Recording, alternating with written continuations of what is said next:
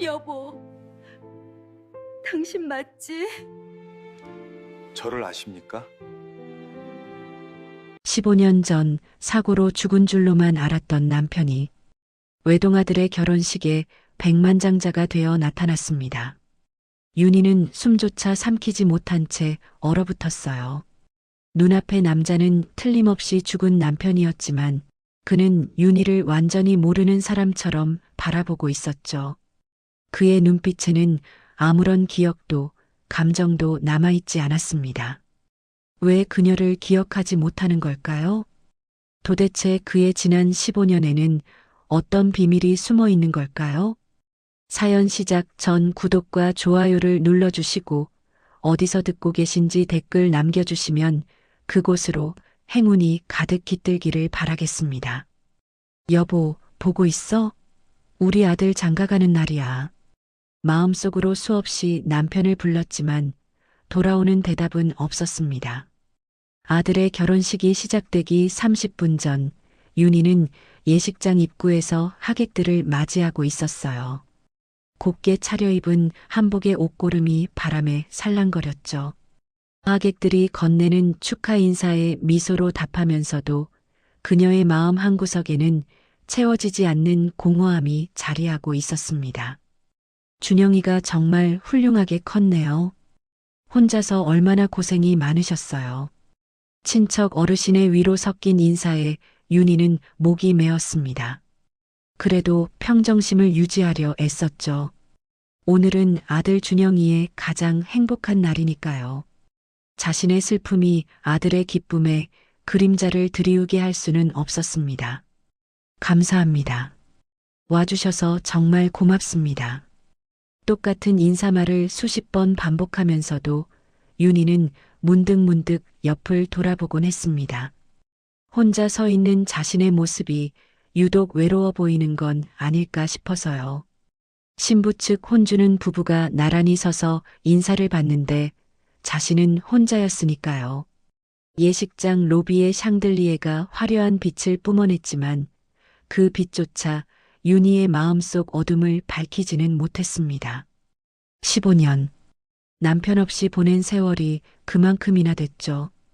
베트남 건설 현장으로 떠났던 남편은 결국 차가운 유골함에 담겨 돌아왔고 그날 이후 윤희의 삶은 완전히 바뀌었습니다. 여기 축의금 놓고 갑니다.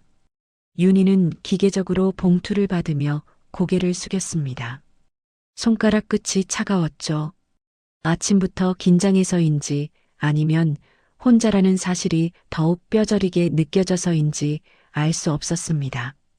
식당에서 설거지를 하고 새벽에는 건물 청소를 하며 준영이를 키웠던 날들이 주마등처럼 스쳐 지나갔습니다. 손가락은 세제에 텄고 허리는 늘 아팠지만 아들만큼은 누구에게 내놓아도 자랑스러운 사람으로 키우겠다는 마음 하나로 버텨왔습니다. 그 덕분인지 준영이는 장학금을 받으며 대학을 다녔고 결국 로스쿨에 입학해 변호사가 되었습니다. 그리고 오늘 그렇게 키워낸 아들이 마침내 자신의 가정을 꾸리게 되었습니다. 당신이 보았다면 얼마나 자랑스러워했을까. 윤희는 눈시울이 뜨거워지는 걸 느끼며 고개를 들었습니다. 눈물이 날 것 같아서요. 하객들 앞에서 울 수는 없었으니까요. 그때였습니다. 예식장 입구가 갑자기 소란스러워졌죠. 저기 최 사장님이 나가시네요. 윤희도 시선을 돌렸습니다. 사돈어른인 최성국 사장은 이 지역에서 중형 건설사를 운영하는 거물이었어요. 그런 그가 신부 측 하객들과 인사를 나누고 있었는데 어딘가로부터 연락을 받은 듯 급히 로비 방향으로 걸어나가고 있었습니다. 평소라면 비서를 보내는 그가 직접 나가는 모습은 흔치 않은 일이었기에 하객들조차 의아해하는 눈빛을 감추지 못했습니다. 잠시 후 자동문이 열리며 최 사장이 한 중년 남성과 함께 다시 들어섰습니다. 윤희는 처음 보는 남성이었지만 최 사장은 그를 극진히 안내하며 예의 바르게 옆자리를 비켜주고 있었습니다. 그 남성은 회색 정장을 말끔히 차려입고 있었고 걸음걸이에는 여유와 품위가 배어 있었습니다. 저분은 누구시지? 윤희는 고개를 갸웃거렸습니다. 최 사장 같은 거물이 저렇게 정중하게 대하는 사람이라면 보통 인물은 아닐 텐데요. 두 사람이 점점 가까이 다가왔습니다. 최 사장의 얼굴에는 환한 미소가 번져 있었고 옆에 남성과 무언가 이야기를 나누며 걸어오고 있었죠. 그 남성은 꼿꼿한 자세로 걸으면서도 어딘가 부드러운 인상을 풍겼습니다. 아, 사부인. 최 사장이 윤희를 발견하고는 크게 손을 들어 인사했습니다. 윤희도 얼른 자세를 고쳐 잡고 맞이할 준비를 했죠. 제가 오늘 아주 귀한 손님을 모시고 왔습니다. 최 사장이 옆에 남성을 가리키며 말했습니다. 윤희가 무심코 고개를 들어 그 남자의 얼굴을 바라본 순간 마치 번개를 맞은 것 같은 충격이 온몸을 관통했습니다. 숨이 턱 막혔고 다리에서 힘이 스르르 빠져나갔죠. 눈앞이 아득해지면서 현실 감각이 사라지는 듯 했습니다. 그 얼굴, 그 눈빛, 그 체격. 모든 게 너무나도 익숙했습니다. 광대뼈가 살짝 나온 것도, 눈꼬리가 처진 것도, 콧날이 오뚝한 것도, 모든 게 15년 전 자신을 떠났던 남편 박동훈과 똑같았거든요. 아니야. 이건 말도 안 돼. 윤희는 자신의 눈을 의심했습니다. 동훈은 분명 죽었습니다. 그런데 지금 눈앞에는 그 동훈이, 아니 동훈과 똑같이 생긴 남자가 멀쩡히 서 있었습니다.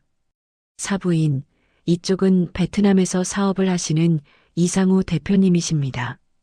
제 생명의 은인이시자 최고의 사업 파트너죠. 최 사장의 소개가 귓가에 웅웅거렸지만 윤희는 그 남자의 얼굴에서 시선을 떼지 못했습니다.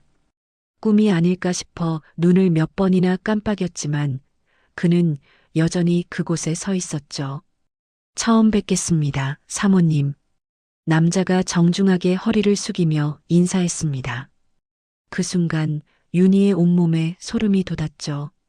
목소리까지 동훈과 똑같았거든요. 낮고 부드러운 음성, 정중하면서도 따뜻한 어조까지 완벽하게 일치했습니다. 윤희는 입을 열려 했지만 목구멍이 막힌 것처럼 아무 소리도 나오지 않았습니다. 가슴이 터질 것처럼 뛰었고 손끝은 미세하게 떨렸죠. 여보, 정말 당신이야? 마음속으로 외쳤지만 그 남자의 눈빛에는 아무런 알아봄도 없었습니다. 마치 처음 보는 사람을 대하듯 정중하고 낯선 눈빛이었죠. 아, 네, 반갑습니다. 윤희가 간신히 입을 열었을 때 목소리가 갈라지고 있었습니다. 최 사장은 윤희가 긴장한 줄로만 알고 호탕하게 웃었죠. 아, 사부인께서 많이 긴장하신 것 같네요. 아무래도 아드님 결혼식이니까요. 네, 그런 것 같습니다. 윤희는 억지로 미소를 지으려 했지만 얼굴 근육이 제대로 움직이지 않았습니다. 이상우라고 소개된 그 남자는 여전히 정중한 미소를 띤 채 서 있었죠. 그럼 먼저 들어가 계시죠. 곧 식이 시작될 테니까요. 최 사장이 상우와 함께 예식장 안으로 들어가려 했습니다. 윤희는 그들의 뒷모습을 멍하니 바라봤죠. 걸음걸이마저 동훈과 똑같았습니다. 오른쪽 어깨가 살짝 앞으로 나가는 것도 팔을 흔드는 각도도 모든 게 일치했거든요. 어떻게 이런 일이. 윤희는 현관 기둥을 잡고 간신히 몸을 지탱했습니다. 다리가 후들거려 주저앉을 것 같았거든요. 15년이라는 세월이 한순간에 무너져 내리는 것 같았습니다. 죽은 남편이 살아 돌아왔는데 정작 자신을 전혀 알아보지 못한다니. 다른 이름으로 다른 사람이 되어 나타났다니. 이것이 현실인지 악몽인지 분간이 되지 않았습니다. 예식 시작을 알리는 웨딩 마치가 울려 퍼졌습니다. 윤희는 비틀거리는 걸음으로 예식장 안으로 들어갔죠. 혼주석에 홀로 앉아야 한다는 사실보다 지금 이 상황이 더 견디기 힘들었습니다. 내가 미쳐가는 걸까? 너무 그리워서 헛것을 보는 걸까? 윤희는 두 손으로 얼굴을 감쌌습니다. 꿈인지 현실인지 모를 결혼식이 시작되고 있었죠. 눈앞에서 주례사가 진행되고 있었지만 그녀의 머릿속은 온통 다른 생각으로 가득했죠. 정말 남편이 맞을까? 아니면 그저 닮은 사람일 뿐일까? 윤희의 시선은 자꾸만 신부 측 하객석으로 향했습니다. 사돈인 최 사장 바로 뒤에 앉은 상우의 옆모습이 보였죠. 곧게 세운 어깨, 턱을 살짝 들고 앉은 자세, 그리고 무언가에 집중할 때 미간을 살짝 찌푸리는 벌이까지 모든 게 남편 동훈과 똑같았습니다. 그때 갑자기 15년 전 그날의 기억이 생생하게 떠올랐습니다. 식당 주방에서 저녁 준비로 분주하던 때였죠. 윤희는 감자를 깎다가 갑자기 울린 휴대폰 소리에 칼을 내려놓았습니다. 낯선 번호였지만 왠지 불길한 예감이 들었죠. 여보세요? 박동훈 씨 가족분이십니까? 공무원 특유의 딱딱한 목소리에 윤희의 심장이 쿵 내려앉았습니다. 네, 맞습니다.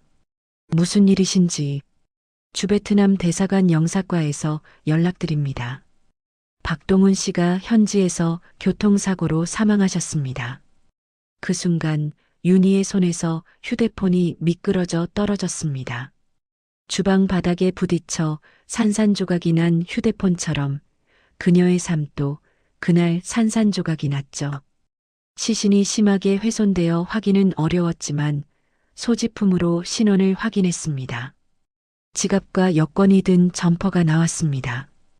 윤희는 그 자리에 주저앉아 말도 안 되는 소리라며 부정했지만 현실은 잔인했습니다. 얼마 후 작은 유골함에 담겨 돌아온 남편을 보며 윤희는 처음으로 하늘을 원망했죠. 장례식장에서 교복을 입은 16살 준영이가 아버지의 영정사진을 들고 있던 모습이 아직도 눈에 선했습니다. 아직 어린 나이에 상주가 되어야 했던 아들은 입술을 꽉 깨물며 눈물을 참고 있었죠. 준영아, 울어도 돼. 아빠한테 마지막 인사해. 하지만 준영이는 고개를 저었습니다. 안 울어요. 제가 울면 엄마도 우실 거잖아요. 그 말에 윤희는 아들을 꼭 안고 함께 울었습니다. 16살 소년이 하루아침에 어른이 되어야 했던 그날의 아픔이 지금도 가슴을 저몄죠. 장례가 끝나고 현실은 더욱 가혹했습니다. 남편의 수입이 끊기자 당장 생활비가 막막했거든요. 엄마, 나 학원 안 다녀도 돼요. 혼자 공부할 수 있어요. 16살 준영이가 어머니를 위로했습니다. 아니야. 넌 공부만 해. 엄마가 어떻게든 할게. 그날 밤 윤희는 준영이의 어깨를 꼭 잡고 말했죠. 준영아, 아빠 없어도 기죽지 마. 엄마가 어떻게든 너 대학까지 보낼 거야. 약속해. 그 약속을 지키기 위해 윤희는 닥치는 대로 일을 했습니다. 낮에는 식당에서, 새벽에는 건물 청소를 하며 돈을 모았죠. 손은 거칠어지고 허리는 아팠지만 아들이 공부에만 전념할 수 있도록 뒷바라지했습니다. 그리고 지금 준영이는 어엿한 변호사가 되어 결혼식을 올리고 있었습니다. 신랑 신부의 아름다운 미래를 축복하며 주례사가 계속되는 동안 윤희는 다시 현실로 돌아왔습니다. 하지만 여전히 집중할 수가 없었죠. 고개를 살짝 돌려 상우를 훔쳐봤습니다. 그가 옆 사람과 뭔가 이야기를 나누며 살짝 웃는 모습이 보였는데 그 미소까지 동훈과 똑같았습니다. 정말 동훈 씨가 맞는 것 같은데 왜 나를 모르는 거지? 윤희의 머릿속이 복잡해졌습니다. 만약 정말 남편이 살아있다면 왜 15년 동안 연락이 없었을까요? 왜 이상우라는 다른 이름으로 살고 있는 걸까요? 그리고 무엇보다 왜 가족을 알아보지 못하는 걸까요? 이제 양가 부모님께서 하객 여러분께 인사를 드리겠습니다.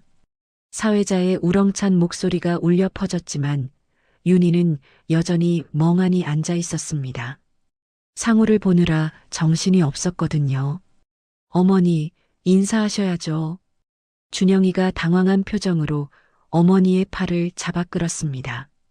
그제야 정신을 차린 윤희는 화들짝 놀라 자리에서 일어났죠. 어머나 미안해. 윤희는 허둥지둥 일어나 하객들에게 인사를 했습니다. 하지만 머릿속은 여전히 혼란스러웠죠. 신부 측 혼주 부부가 다정하게 인사하는 모습과 달리 윤희는 혼자서 어색하게 고개를 숙였습니다. 준영이가 걱정스러운 표정으로 물었습니다. 어머니, 정말 괜찮으세요? 아까부터 안색이 안 좋으신데. 괜찮아. 그냥 감격스러워서 그래. 윤희는 아들을 안심시키려 했지만 속으로는 계속 남편 박동훈과 똑같이 생긴 그 남자 이상우가 생각났습니다. 결혼식이 끝나고 사진 촬영 시간이 되었습니다. 양가 가족 사진, 친척 사진, 친구들과의 사진까지. 수십 장의 사진을 찍는 동안 윤희는 기계적으로 미소만 지었죠. 플래시가 터질 때마다 눈이 부셨지만 그녀의 시선은 계속 하객들 사이를 헤맸습니다. 상우를 찾고 있었거든요. 신랑 어머님, 카메라 보셔야죠. 카메라맨의 말에 준영이 살며시 윤희의 손을 잡았습니다. 아, 미안해. 정신이 없네. 촬영이 끝나자 하객들이 피로 연장으로 이동하기 시작했습니다. 윤희도 서둘러 자리에서 일어났죠. 상우를 놓치고 싶지 않았거든요. 사람들 사이를 비집고 나가는 윤희의 눈이 바쁘게 움직였습니다. 그러다 마침내 발견했죠. 최 사장과 함께 VIP룸 쪽으로 걸어가는 상우의 뒷모습을요. 확인해야 해. 놓치면 안 돼. 윤희는 한복 치맛자락을 살짝 들어 올리고 빠른 걸음으로 그들을 따라갔습니다. 하객들 사이를 헤치며 가는 그녀의 모습이 조금 이상해 보였는지 몇몇 사람들이 수군거렸죠. 신랑 어머니가 왜 저렇게 급하신가? 뭔가 급한 일이 있나 봐요. 하지만 윤희는 사람들의 시선 따위는 신경 쓰지 않았습니다. 오직 상우를 따라잡는 것만 생각했죠. 15년 만에 만난 남편일지도 모르는 사람을 그냥 보낼 수는 없었으니까요. 복도를 돌아 피로연장 입구에 도착했을 때 상우와 최 사장이 VIP룸으로 들어가는 모습이 보였습니다. 윤희는 잠시 망설였죠. 무작정 따라 들어갈 수도 없고 그렇다고 이대로 돌아설 수도 없었습니다. 어떻게 해야 하지? 정말 남편이 맞다면. 윤희는 복도 벽에 기대어 가쁜 숨을 고르며 생각에 잠겼습니다. 가슴은 터질 듯이 뛰고 있었고 손은 여전히 떨렸죠. 하지만 한 가지는 확실했습니다. 오늘 이 자리에서 반드시 진실을 확인하고 싶다는 것이요. 그때 누군가 윤희의 어깨를 톡톡 건드렸습니다. 어머님, 여기서 뭐 하세요? 피로연 시작했는데요. 돌아보니 준영이의 친구가 서 있었습니다. 아, 그래. 금방 들어갈게. 윤희는 마지막으로 VIP룸 문을 바라봤습니다. 저 문 너머에 있을 이상우, 아니, 어쩌면 박동훈일지도 모르는 그 사람을 생각하며 주먹을 꽉 쥐었죠. 피로 연장해서 꼭 확인할 거야. 정말 당신이 맞는지. 윤희는 VIP룸 문 앞에서 심호흡을 했습니다. 떨리는 손으로 문고리를 잡았다가 놓기를 반복하다가 마침내 용기를 내어 문을 열었죠. 넓은 룸 안에는 원형 테이블이 여러 개 놓여 있었고 가장 안쪽 테이블에 최 사장과 상우가 마주 앉아 대화를 나누고 있었습니다. 윤희가 가쁜 숨을 몰아쉬며 그들에게 다가가자 최 사장이 먼저 알아보고 반갑게 손짓했습니다. 아이고, 사부인. 여기 계셨군요. 이리 오세요. 최 사장은 자리에서 일어나 옆에 빈 의자를 빼내며 윤희에게 앉기를 권했습니다. 상우도 예의 바르게 일어나 가볍게 고개를 숙였죠. 앉으세요, 사모님. 혼자 계시기 심심하실 텐데 잘 오셨습니다. 그 정중한 말투와 부드러운 음성이 또다시 윤희의 가슴을 저미게 했습니다. 동훈도 늘 이렇게 예의 바르고 다정한 사람이었거든요. 감사합니다. 실례가 안 된다면. 윤희는 떨리는 마음을 애써 감추며 자리에 앉았습니다. 상우와의 거리가 불과 한 팔 정도밖에 되지 않았죠. 이 친구도 베트남에서 오느라 제대로 못 먹었을 텐데 같이 드시죠. 네, 그러죠. 윤희는 고개를 끄덕이면서도 시선은 계속 상우에게 머물렀습니다. 상우는 그런 윤희의 시선을 의식했는지 살짝 불편한 표정을 지었죠. 종업원이 물을 따라주자 상우가 감사합니다라고 말하며 컵을 받았습니다. 그런데 그 다음 순간 윤희는 숨이 멎는 듯한 충격을 받았죠. 상우가 물컵을 시계 방향으로 2번 돌려 잡은 뒤 마셨거든요. 그것은 동훈만의 독특한 버릇이었습니다. 긴장하거나 생각이 많을 때면 늘 그렇게 했죠. 처음엔 이상하다고 놀렸지만 나중엔 그것마저 사랑스러워 보였던 기억이 났습니다. 왜 그러세요, 사모님? 상우가 윤희의 뚫어지는 시선을 느끼고 물었습니다. 아, 아니에요. 그저. 윤희는 당황해서 말을 더듬었습니다. 상우는 어색하게 웃으며 말했죠. 물맛이 좋네요. 역시 한국 물이 최고입니다. 최 사장이 호탕하게 웃었습니다. 그럼 베트남 물하고는 다르지. 이제 한국 음식도 실컷 먹게나. 곧이어 갈비탕과 밥이 나왔습니다. 뜨거운 김이 모락모락 피어오르는 갈비탕을 보며 최 사장이 말했죠. 자, 한국 밥이 그리웠지? 많이 들게. 네, 감사합니다. 상우는 밥뚜껑을 열었습니다. 그런데 그 순간 미간을 살짝 찌푸리더니 젓가락을 들었죠. 그리고는 놀랍게도 밥 위에 올려진 검은 콩을 하나씩 골라내기 시작했습니다. 윤희의 손이 떨리기 시작했습니다. 동훈도 똑같았거든요. 콩밥을 해주면 늘 투정을 부리며 콩을 골라냈죠. 왜 그래, 이 친구야. 콩이 몸에 좋은 건데. 최 사장이 의아해하며 물었습니다. 상우는 민망한 듯 웃으며 대답했죠. 죄송합니다. 어릴 때 콩이 목에 걸린 뒤로는 먹질 못해요. 윤희의 가슴이 쿵 내려앉았습니다. 동훈이 했던 말과 한자도 다르지 않았거든요. 콩을 안 드시나요? 윤희가 떨리는 목소리로 물었습니다. 상우는 고개를 끄덕였죠. 네, 트라우마 같은 거예요. 이상하죠? 아니에요. 누구나 그런 게 하나씩은 있잖아요. 윤희는 간신히 대답하며 식탁 아래로 주먹을 꽉 쥐었습니다. 식사가 계속되는 동안 윤희는 상우의 모든 행동을 조심스럽게 관찰했습니다. 덥네요. 실례하겠습니다. 상우가 이마에 땀을 닦으며 양복 상의를 벗었습니다. 그리고는 와이셔츠 소매를 걷어 올리기 시작했죠. 팔꿈치까지 소매가 올라가자 윤희의 눈이 휘둥그레졌습니다. 왼쪽 손목 안쪽에 선명한 반달 모양의 화상 흉터가 보였거든요. 그것은 신혼 시절 윤희가 뜨거운 된장찌개 냄비를 엎을 뻔했을 때 동훈이 막아주다가 생긴 상처였습니다. 병원에서 치료받으며 동훈이 웃으며 했던 말이 생생히 기억났죠. 당신 다치는 것보다 100배 나아. 이 정도 상처는 아무것도 아니야. 그때 윤희는 미안함과 고마움에 눈물을 흘렸었습니다. 그리고 그 흉터를 평생 잊지 않겠다고 약속했죠. 사부인? 최 사장의 목소리에 윤희가 정신을 차렸습니다.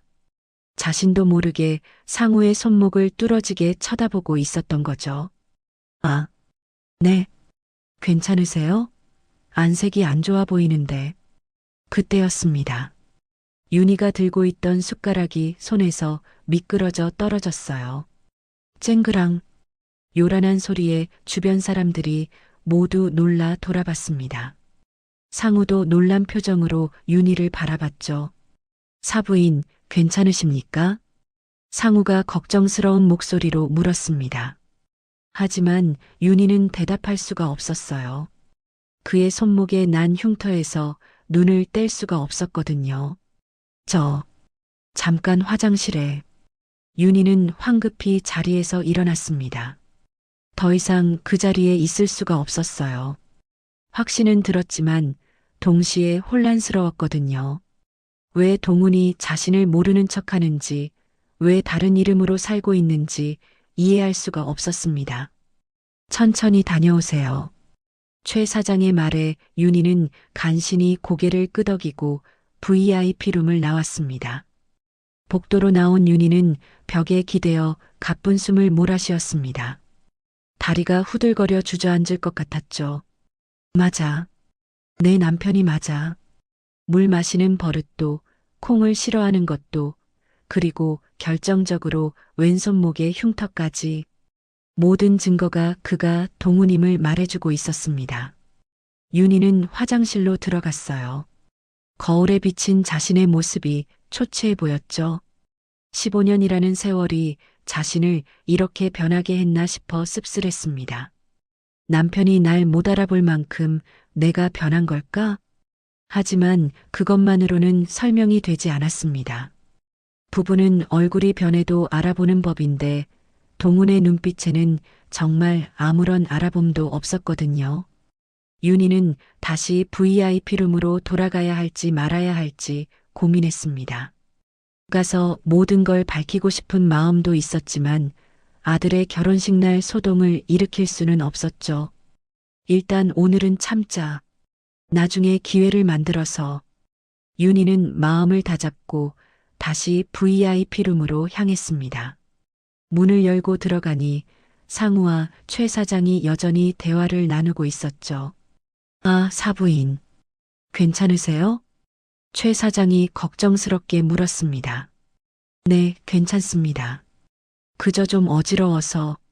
아무래도 아드님 결혼식이라 신경을 많이 쓰셨나 봐요. 윤희는 이제 상우를 제대로 쳐다볼 수가 없었습니다. 그의 정체를 확신하게 된 지금 모든 게 달라 보였거든요. 저는 이만 자리를 비워야겠습니다. 윤희가 조심스럽게 말했습니다. 아, 그럼요. 어서 가보세요. 최 사장이 이해한다는 듯 고개를 끄덕였습니다. 상우도 일어서며 정중히 인사했죠. 들어가세요, 사모님. 만나 뵙게 되어 반가웠습니다. 그 말에 윤희는 가슴이 찢어지는 듯 했습니다. 반가웠다니.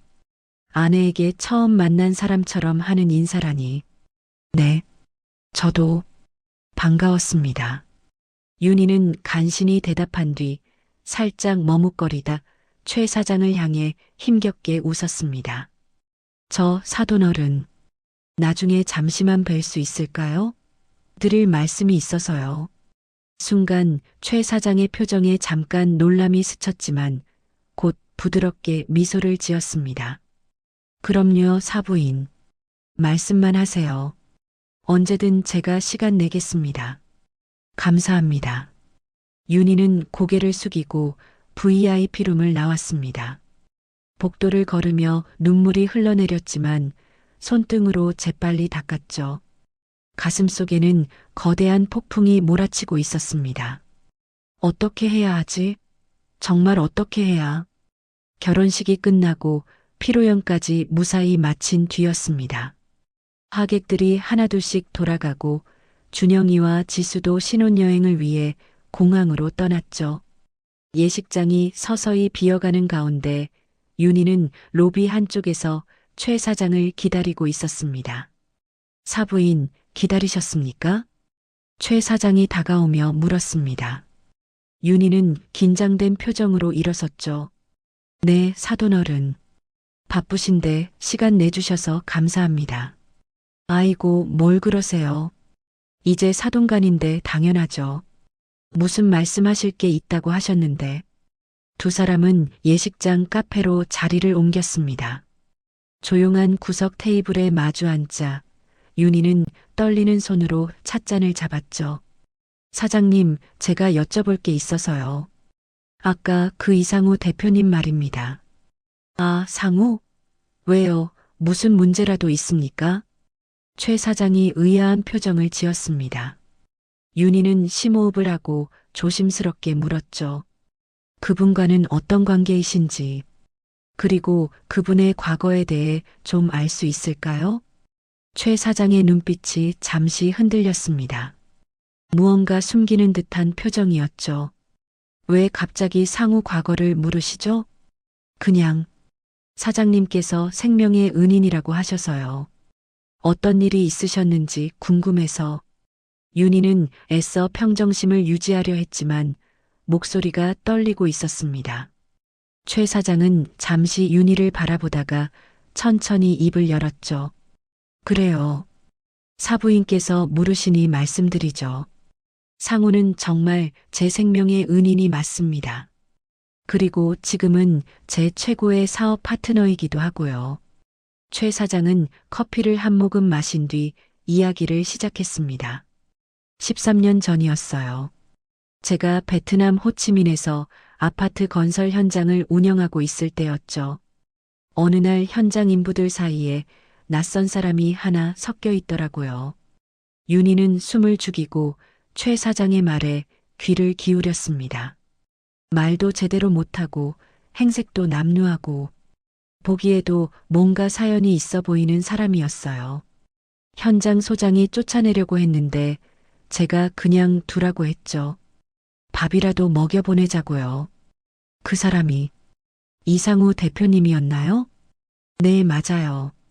나중에 들어보니 2년째 이곳저곳을 떠돌며 막노동으로 연명하고 있었대요. 기억을 완전히 잃어서 자기가 누군지, 어디서 왔는지 전혀 모르는 상태였죠. 윤희의 가슴이 쿵쿵 뛰기 시작했습니다. 15년 전 남편이 사고를 당했고 그 후 2년간 행방불명이었다가 13년 전 최 사장을 만났다는 계산이 정확히 맞아떨어졌거든요. 기억을 완전히 잃었다고요? 네. 의사 말로는 심한 외상 후 스트레스로 인한 해리성 기억상실이라고 하더군요. 이름도 나이도 국적도 아무것도 모르는 상태였어요. 최 사장은 그때를 회상하며 계속 말했습니다. 그런데 신기한 게 몸은 건설 일을 기억하고 있더라고요. 도구 다루는 솜씨며 도면 보는 능력이며 분명 이쪽 일을 했던 사람이었어요. 그래서 우리 현장에서 일하게 했죠. 그런데 어떻게 생명의 은인이 되신 건가요? 윤희가 조심스럽게 물었습니다. 최 사장의 표정이 진지해졌죠. 현장에서 일한 지 한 달쯤 됐을 때였어요. 크레인 사고가 났죠. 철골이 떨어지는데 하필 제가 그 아래 있었어요. 순간 누군가 저를 확 밀쳐냈는데 그게 바로 상우였습니다. 최 사장은 잠시 말을 멈추고 그날을 떠올렸습니다. 자기 몸을 날려서 저를 구했어요. 대신 상우가 철골에 맞아 크게 다쳤죠. 병원에 실려가면서도 정신을 잃지 않고 제 손을 꼭 잡고 있더라고요. 그때 결심했습니다. 이 사람을 제가 책임지겠다고. 윤희의 눈에 눈물이 맺혔습니다. 기억을 잃었어도 남을 구하는 그 성품은 변하지 않았구나 싶어서요. 그 후로 어떻게 되셨나요? 제가 신분을 만들어줬어요. 이상우라는 이름도 제가 지어준 거고요. 그리고 제대로 일을 가르치기 시작했죠. 그런데 이 친구가 천재더라고요. 최 사장의 얼굴에 감탄이 어렸습니다. 건설 현장 관리부터 시작해서 경영, 회계, 심지어 베트남어까지 놀라운 속도로 익혔어요. 3년 만에 제 오른팔이 됐고 5년 뒤에는 회사가 위기에 빠졌을 때 획기적인 아이디어로 구해냈죠. 대단하네요. 그때 제가 말했어요. 이제 독립해서 자기 회사를 차리라고. 제가 초기 자금을 대줬고 상우는 그걸로 작은 건설회사를 시작했어요. 그리고 지금은 최 사장이 자랑스러운 표정으로 말을 이었습니다. 베트남에서 5손가락 안에 드는 건설회사 대표가 됐죠. 제 회사와도 파트너십을 맺고 있고요. 정말 대단한 사람입니다. 윤희는 복잡한 심정으로 최 사장의 이야기를 들었습니다. 남편이 살아있다는 기쁨과 동시에 자신과 아들을 전혀 기억하지 못한다는 슬픔이 교차했죠. 그런데 사부인 최 사장이 갑자기 진지한 표정으로 윤희를 바라봤습니다. 왜 이런 걸 물으시는 거죠? 혹시 상우를 아시는 겁니까? 윤희는 순간 당황했지만 애써 침착하게 대답했습니다. 아니요. 그냥 신기해서요. 기억을 잃은 분이 그렇게 성공하셨다니. 최 사장은 의심스러운 눈빛으로 윤희를 바라봤지만 더 이상 추궁하지는 않았습니다. 아, 그리고 사돈어른. 윤희가 조심스럽게 말을 꺼냈습니다. 이상우 대표님께서 언제까지 한국에 계신가요? 일주일 뒤에 다시 베트남으로 돌아간다고 했어요. 워낙 바쁜 사람이라 이번에도 겨우 시간 내서 온 거죠. 일주일. 윤희에게 주어진 시간은 그것뿐이었습니다. 그 안에 어떻게든 동훈의 기억을 되찾게 해야 했죠. 사돈어른, 부탁이 하나 있습니다. 윤희가 간절한 눈빛으로 최 사장을 바라봤습니다. 뭔데요? 이상우 대표님께 제가 차라도 한 잔 대접하고 싶은데요. 사장님의 은인이시니 저도 감사 인사를 드리고 싶어서요. 최 사장이 의아한 표정을 지었습니다. 글쎄요. 상우가 시간이 있을지 부탁드립니다. 사돈어른. 꼭 한 번만이라도 만나고 싶어요. 윤희의 간절한 목소리에 최 사장은 잠시 생각하다가 고개를 끄덕였습니다. 알겠습니다. 제가 한번 물어보죠. 최 사장은 뭔가 석연치 않은 표정이었지만 더 이상 묻지는 않았습니다. 상우가 시간이 되는 대로 자리를 마련해 보겠습니다. 정말 감사합니다, 사돈어른. 윤희는 일어서며 깊이 인사했습니다. 최 사장이 떠난 뒤 윤희는 다시 자리에 주저앉았죠. 여보, 정말 나를 기억 못하는 거니? 함께한 우리의 시간이 정말 다 사라진 거야? 눈물이 주르륵 흘러내렸습니다. 기쁨과 슬픔, 희망과 절망이 뒤섞인 복잡한 감정이었죠. 하지만 포기할 수는 없었습니다. 일주일이라는 시간 안에 어떻게든 동훈의 기억을 되찾아야 했으니까요. 그를 다시 만날 수 있는 기회를 놓칠 수는 없었습니다. 윤희는 주먹을 꽉 쥐며 다짐했습니다. 기다려, 여보. 내가 꼭 당신의 기억을 되찾아 줄게. 우리의 사랑을, 우리의 추억을 다시 찾아줄게. 결혼식이 끝나고 며칠이 지난 아침이었습니다. 윤희는 새벽부터 일어나 율무를 볶고 끓이며 정성스럽게 율무차를 준비했죠. 동훈이 가장 좋아했던 그 맛을 똑같이 재현하기 위해 몇 번이나 맛을 봤습니다. 오늘이야. 오늘 만나는 거야. 윤희는 거울 앞에서 몇 번이나 옷을 갈아입었습니다. 너무 화려해 보이지도 너무 초라해 보이지도 않는 단정한 차림을 고르느라 한참이 걸렸죠. 화장도 평소보다 신경 써서 했지만 떨리는 손 때문에 아이라인을 몇 번이나 다시 그어야 했습니다. 호텔 카페의 약속 시간보다 30분이나 일찍 도착한 윤희는 가장 조용한 구석 자리를 골랐습니다. 보온병에 담아온 율무차가 식을까봐 계속 만져보며 온도를 확인했죠. 어떻게 시작해야 하지? 대뜸 당신이 내 남편이라고 하면 미친 사람 취급받겠지? 윤희는 머릿속으로 수십 번 시뮬레이션을 했지만 막상 시간이 다가오니 아무것도 생각이 나지 않았습니다. 그저 가슴만 미친 듯이 뛰었죠. 그때 휴대폰이 진동했고 화면에는 준영이라는 이름이 떴죠. 준영아, 신혼여행 잘 보내고 있지? 휴대폰 너머로 밝은 목소리가 들려왔습니다. 어머니, 우리 잘 지내고 있어요. 날씨도 좋고요. 어머니는 잘 계시죠? 윤희는 순간 울컥했지만 최대한 평온한 목소리로 대답했습니다. 그럼 엄마 잘 지내지.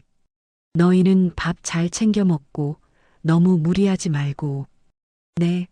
어머니도 밥 거르지 말고요. 집에 가면 전화 드릴게요. 그래, 그래. 즐겁게 지내. 알겠지? 전화를 끊고 난 뒤 윤희는 휴대폰을 꼭 쥐었습니다. 아들에게는 아무것도 티내지 말아야 한다는 듯 떨리는 숨을 깊게 고르며 다시 보온병을 만지작거렸죠. 사모님? 낮은 목소리에 윤희가 고개를 들었습니다. 상우가 정장 차림으로 서 있었죠. 햇살이 그의 얼굴을 비추는 순간 윤희는 또다시 숨이 멎는 듯 했습니다. 역시 동훈이 맞았어요. 아, 오셨군요. 앉으세요. 윤희가 떨리는 목소리로 말했습니다. 상우는 정중하게 인사하고 맞은편에 앉았죠. 바쁘신데 시간 내주셔서 감사합니다. 아닙니다. 사모님께서 꼭 뵙자고 하셔서 사실 좀 의아하긴 했습니다만 상우의 눈빛에는 경계심이 어려 있었습니다. 당연한 일이었죠. 처음 만난 사람이 갑자기 개인적인 만남을 청했으니까요. 윤희는 심호흡을 하고 조심스럽게 말문을 열었습니다. 사돈 어른께 들었습니다. 15년 전 베트남 사고로 과거 기억을 모두 잃으셨다고요. 상우의 표정이 순간 경직되었습니다. 그는 씁쓸한 미소를 지으며 커피잔을 들었죠. 네, 맞습니다. 저에게는 15년 전의 세상이 존재하지 않아요. 마치 그때 새로 태어난 것처럼요. 그 말에 윤희의 가슴이 저렸습니다. 15년 전의 세상. 그곳엔 자신과 준영이가 있었는데 그에겐 존재하지 않는다니. 힘드셨겠어요. 자신이 누구인지도 모르고 살아가는 게. 처음엔 그랬죠. 하지만 이제는 익숙해졌습니다. 어차피 돌아갈 수 없는 과거라면 현재에 충실하며 사는 게 낫다고 생각해요. 윤희는 가방에서 조심스럽게 보온병을 꺼냈습니다. 상우가 의아한 표정으로 그것을 바라봤죠. 이게 뭔가요? 혹시나 기억에 도움이 될까 싶어 가져왔습니다. 율무차예요. 윤희가 떨리는 손으로 보온병 뚜껑을 열고 찻잔에 율무차를 따랐습니다. 구수한 향기가 테이블 위로 퍼졌죠. 율무차요? 왜 갑자기? 상우는 의아해하면서도 찻잔을 받았습니다. 그리고 한 모금 마시는 순간 그의 표정이 확 변했어요. 잔을 내려놓으며 미간을 찌푸렸죠. 이 맛, 어때요? 윤희가 조심스럽게 물었습니다. 상우는 다시 한 모금 마시고는 고개를 갸웃거렸어요. 이상하게 낯설지가 않네요. 어디서 마셔본 것 같은데. 그의 눈빛이 흔들렸습니다.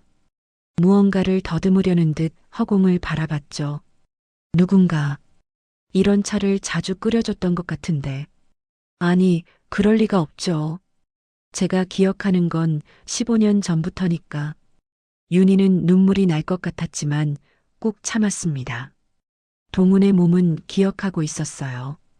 매일 아침 끓여주던 그 율무차의 맛을.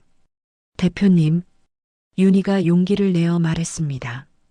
혹시 한국에 가족이 있었다면 찾고 싶지 않으신가요?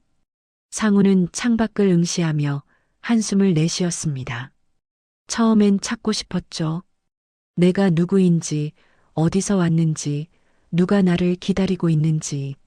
하지만 아무런 단서가 없었어요. 그리고 그는 잠시 말을 멈추고 씁쓸하게 웃었습니다. 저를 찾는 사람이 있었다면 진작 나타났겠죠. 15년이나 지났는데 아무도 없었다는 건 저한테 가족이 없었거나 이미 다 포기했다는 뜻 아니겠어요? 그게 아니에요. 윤희가 나도 모르게 목소리를 높였습니다. 상우가 놀란 표정으로 그녀를 바라봤죠. 죄송합니다. 그냥 어떤 사정이 있었을 수도 있잖아요. 가족들이 당신이 죽은 줄 알았다거나. 사모님은 왜 이런 걸 물으시는 거죠? 상우의 눈빛이 날카로워졌습니다. 윤희는 숨을 깊이 들이쉬고 마침내 결심했죠. 제가 도와드릴 수 있어요. 네. 당신이 누구인지 제가 알려드릴 수 있다고요. 상우는 어이없다는 표정을 지었습니다.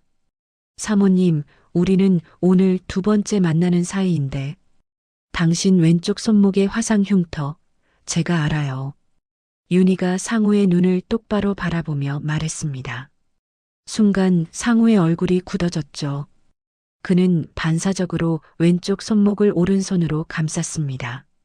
어떻게 그걸 아십니까? 반달 모양의 화상 자국이죠. 뜨거운 냄비에 데어서 생긴. 상우의 눈이 휘둥그레졌습니다. 그는 의자에서 벌떡 일어섰다가 다시 앉았어요. 완전히 당황한 표정이었죠. 도대체 누구십니까? 절 어떻게 아시는 거죠? 윤희는 눈물이 글썽이는 눈으로 그를 바라봤습니다. 딱 하루만 저를 믿고 따라와 주세요. 당신이 누구인지 증명해 보일게요. 이건 말도 안 돼요. 처음 만난 사람이. 처음이 아니에요. 윤희가 단호하게 말했습니다. 우리는 처음 만난 게 아니에요. 단지 당신이 기억하지 못할 뿐이죠. 상우는 혼란스러운 표정으로 윤희를 바라봤습니다. 이성적으로는 거절해야 한다고 생각했지만 왠지 모르게 이 여인의 말을 믿고 싶었어요. 특히 그 율무차의 향기가 자꾸만 무언가를 떠올리게 했죠. 하루만 시간을 주세요. 그래도 아무것도 기억나지 않으면 다시는 찾아오지 않을게요. 윤희의 눈에 눈물이 맺혔습니다. 그 간절한 눈빛의 상우는 결국 고개를 끄덕였죠. 좋습니다. 하지만 오늘 하루뿐입니다. 감사합니다. 정말 감사합니다. 윤희는 급히 자리에서 일어났습니다. 상우도 따라 일어나며 물었죠. 어디로 가는 겁니까? 집으로요. 당신이 살았던 집으로. 두 사람은 호텔을 나와 주차장으로 향했습니다. 윤희가 차키를 꺼내자 상우가 말했어요. 제가 운전할까요? 손이 많이 떨리시는 것 같은데. 괜찮아요. 길을 아니까 제가 할게요. 윤희는 운전석에 앉아 시동을 걸었습니다. 상우가 조수석에 앉자 차 안에는 묘한 긴장감이 흘렀죠. 윤희는 상우를 희끗 봤습니다. 불안한 표정으로 창밖을 보는 그의 모습이 왠지 안쓰러웠어요. 멀어요? 아니요. 성북동이니까 30분이면 돼요. 차는 도심을 벗어나 성북동으로 향했습니다. 가는 내내 두 사람은 아무 말도 하지 않았어요. 상우는 지나가는 풍경을 보며 무언가를 떠올리려 애쓰는 듯했고 윤희는 떨리는 마음을 진정시키려 핸들을 꽉 잡고 있었죠. 차가 성북동 언덕길 입구에 들어서자 상우의 표정이 미묘하게 변했습니다. 윤희가 곁눈질로 그를 살폈어요. 왜 그러세요? 아니, 그냥 이 길이 왠지 낯익은 것 같아서. 상우는 불안하게 눈동자를 굴렸습니다. 무언가가 머릿속을 스치고 지나가는 듯 했지만 명확하게 잡히지는 않았죠. 정말 제가 여기 살았던 겁니까? 네. 15년 전까지는요. 윤희는 가슴이 답답해져 넥타이를 느슨하게 푸는 상우를 보며 희망을 품었습니다. 그의 몸은 기억하고 있었어요. 이 길을, 이 동네를, 그리고 어쩌면 자신과의 추억도 기억하고 있을지 몰라요. 조금만 더 가면 우리 집이야. 거기서라면 분명 뭔가 기억날 거야. 윤희는 속으로 간절히 기도하며 엑셀러레이터를 밟았습니다. 차는 성북동 언덕 아래 좁은 골목 입구에 멈춰 섰습니다. 윤희가 시동을 끄자 차 안에 묵직한 정적이 흘렀죠. 상우는 창밖을 내다보며 미간을 찌푸렸습니다. 낯선 풍경인데도 왠지 모를 기시감이 온몸을 휘감았거든요. 여기서 내리셔야 해요. 차가 들어갈 수 없는 골목이라서요. 윤희의 목소리에 상우는 천천히 고개를 끄덕이고 차에서 내렸습니다. 발을 디딘 순간 낡은 아스팔트의 감촉이 발바닥을 통해 전해졌죠. 상우는 잠시 그 자리에 서서 주변을 둘러봤습니다. 가파른 언덕길 양옆으로 오래된 주택들이 다닥다닥 붙어 있었어요. 담벼락에는 세월의 흔적이 고스란히 남아 있었고 전봇대에는 빛바랜 전단지들이 너덜거리고 있었죠. 윤희가 먼저 걸음을 떼자 상우도 그녀를 따라 언덕을 오르기 시작했습니다. 조심하세요. 길이 고르지 않아서요. 윤희가 뒤돌아보며 말했습니다. 하지만 상우는 이미 움푹 패인 보도블록을 자연스럽게 피해 걷고 있었어요. 마치 이 길을 수백 번도 넘게 걸어본 사람처럼요. 윤희는 그 모습을 보며 가슴이 철렁했습니다. 동훈이 매일 저녁 퇴근할 때면 똑같이 저 자리를 피해 걸었거든요. 빗물이 고여 늘 질척했던 그 자리를요. 상우는 자신도 모르게 발걸음을 옮기다가 문득 멈춰 섰습니다. 왼쪽 세 번째 집 앞 감나무가 눈에 들어왔어요. 가을이면 주렁주렁 열리던 홍시의 단맛이 혀끝에 맴도는 것 같았죠. 하지만 왜 그런 감각이 느껴지는지는 알 수 없었습니다. 대표님? 윤희가 조심스럽게 불렀습니다. 상우는 고개를 저으며 다시 걸음을 옮겼죠. 아닙니다. 그저 이 동네가 낯설지 않아서요. 두 사람은 말없이 언덕을 올랐습니다. 골목 끝에 다다르자 녹슨 파란 대문이 보였어요.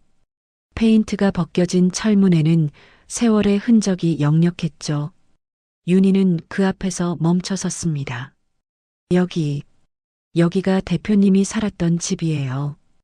윤희의 목소리가 떨렸습니다. 상우는 천천히 대문을 바라봤죠. 그런데 이상했습니다.